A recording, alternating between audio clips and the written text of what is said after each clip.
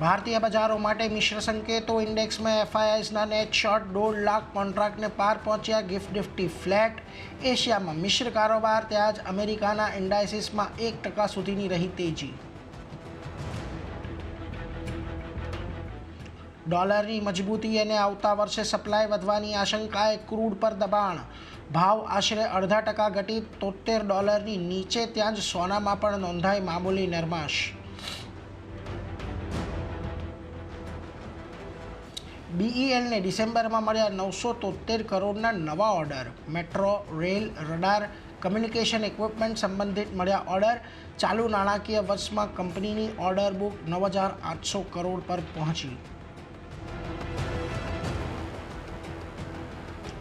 મુથુટ કેપિટલના managing director Thomas George મુથુટે આપ્યું રાજીનામું। સાથે જ કંપનીના બીજા ડાયરેક્ટર્સે પણ પદ છોડ્યા।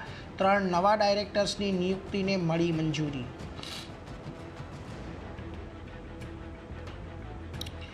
અને પ્રાઇમરી માર્કેટમાં એક્શન 195 ગણા ભરાઈને બંધ થયો। મમતા મશીનરીનો આઈપીઓ। ડીએમ કેપિટલને પણ મળ્યો બમ્પર રિસ્પોન્સ। 81 ગણો ભરાઈને બંધ થયું પબ્લિક ઓફર।